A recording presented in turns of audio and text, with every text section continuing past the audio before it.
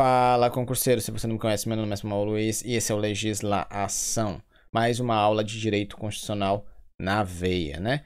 Então, o que veremos na aula de hoje, Samuel?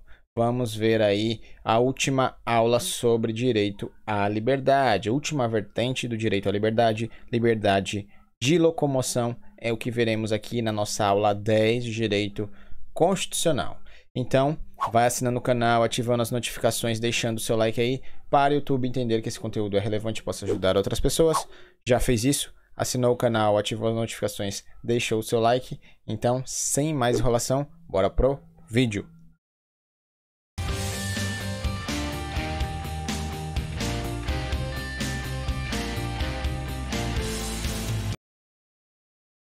Direito Constitucional, aula 10. O que veremos na aula de hoje, professor?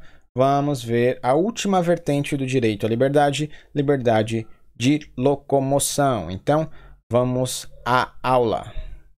Direito à liberdade aí, todas as vertentes que já passamos sobre direito à liberdade. Então, hoje veremos a última vertente aí, liberdade de locomoção. Bastante importante esse conteúdo, hein? Bastante incidência em prova. Então, vamos a ele. Liberdade de locomoção. O que a Constituição nos diz a respeito da liberdade de locomoção? É livre a locomoção no território nacional, em tempos de paz, podendo qualquer pessoa, nos termos da lei, nele entrar, permanecer ou dele sair com seus bens. Então, a Constituição diz o quê? Que a regra é a liberdade de locomoção, desde que estejamos em tempos de paz. Então, qualquer pessoa pode entrar no país, permanecer aqui ou dele sair sozinha ou com os seus bens. Liberdade de locomoção é a liberdade de transitar livremente por vias e espaços públicos de uso comum. Então, aí está o conceitozinho de liberdade de locomoção. Ela está intimamente ligada aí com o princípio do devido processo legal. Ninguém será privado da liberdade ou de seus bens sem o devido processo legal. Então, como é livre a liberdade de locomoção, para a pessoa ter restringida essa liberdade, ela tem que ferir o ordenamento jurídico. Só assim ela vai ser restrita aí no seu direito de locomoção, ela vai ser restringida na sua liberdade ou dos seus bens. Então, se ela infringir o ordenamento jurídico pátrio, vai ter um devido processo legal que, ao final, pode aí restringir a sua liberdade de locomoção. É isso que diz esse conceito aí que está intimamente ligado com o devido processo legal. A liberdade de locomoção ela é válida para brasileiros, seja nato ou naturalizado, como para estrangeiros, aqueles que estejam residentes no país, que morem aqui no Brasil ou que estejam em trânsito, desde que regularizado. Por quê? Porque se ele estiver aqui no Brasil e não estiver regularizado, ele vai poder ser deportado. Então, a liberdade de locomoção é válida tanto para o brasileiro nato naturalizado, como para o estrangeiro residente ou aquele que esteja em trânsito legalizado.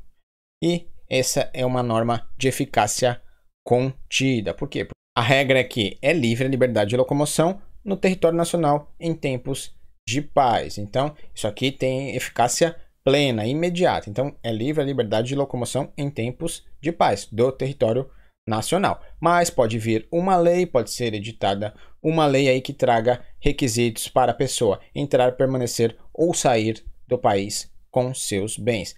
Se não vier a ser editada essa lei, é livre a locomoção no território brasileiro em tempos de paz. Se for editada uma lei, essa lei pode trazer aí alguma condição para entrada, permanência ou saída do país com os seus bens. Então, é isso que diz a Constituição, norma de eficácia contida.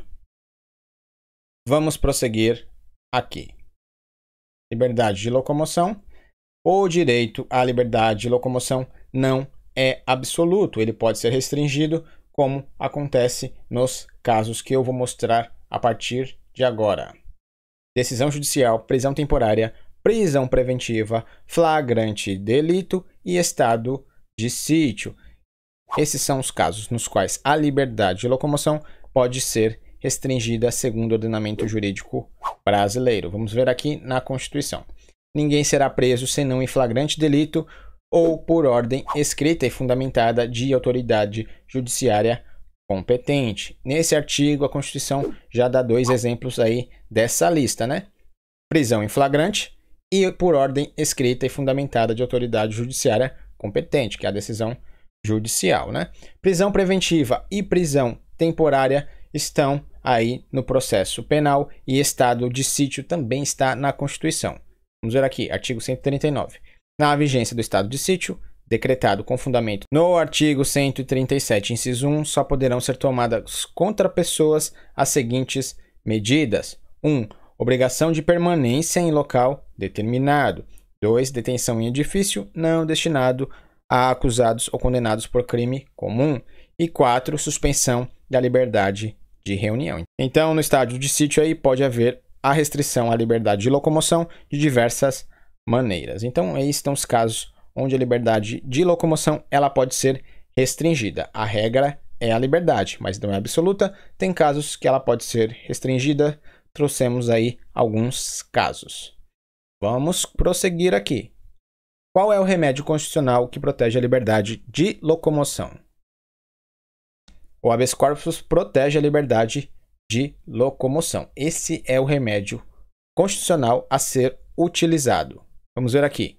Habeas corpus. O que é o habeas corpus? É um remédio constitucional que vai proteger a liberdade de locomoção restringida com ilegalidade ou restringida com abuso de poder. Ele tem a natureza jurídica penal, é uma ação gratuita, qualquer pessoa pode impetrar e não necessita de advogado, né? Bastante comum o caso que é discorrido aí na faculdade a respeito do habeas corpus feito na folha de papel higiênico, né? Bastante comum esse exemplo em sala de aula. O habeas corpus ele pode ser preventivo ou repressivo. Habeas corpus preventivo, quando a liberdade estiver na ameaça de ser restringida, né? Aqui ela não foi restringida ainda, mas pode ser que venha a ser. É o que acontece na CPI, né? Que está bastante em voga aí na atualidade. A pessoa que é convocada para a CPI, ela pode impetrar um habeas corpus preventivo. Por quê?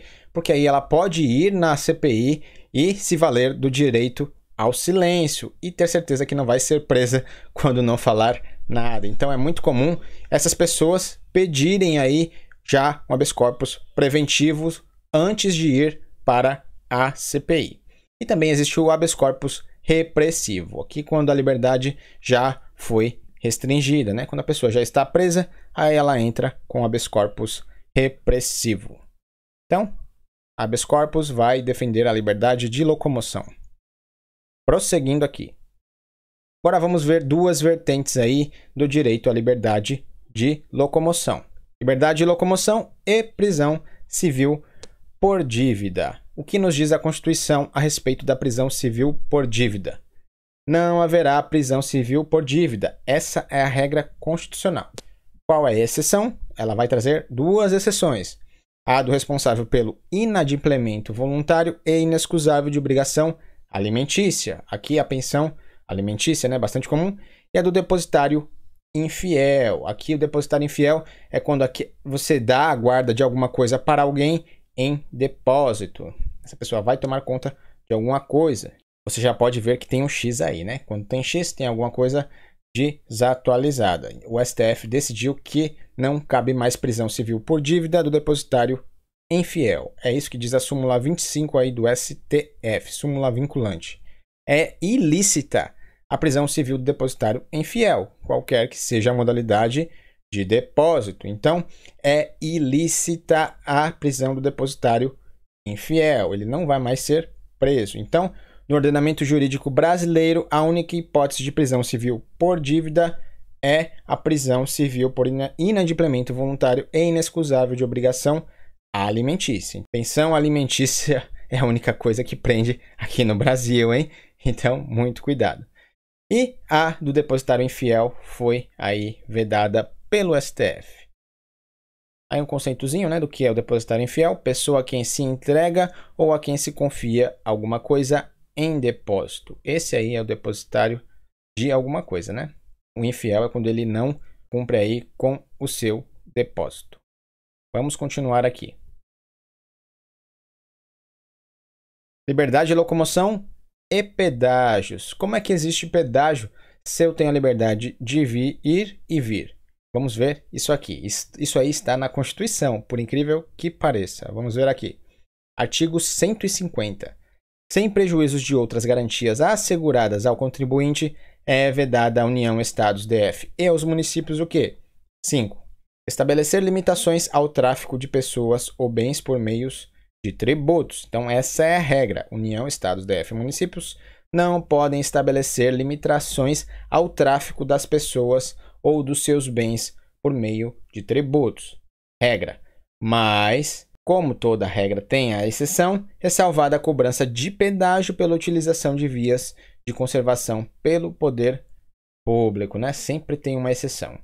Então, o governo não pode impedir a liberdade de locomoção entre cidades ou entre estados. Essa é a regra.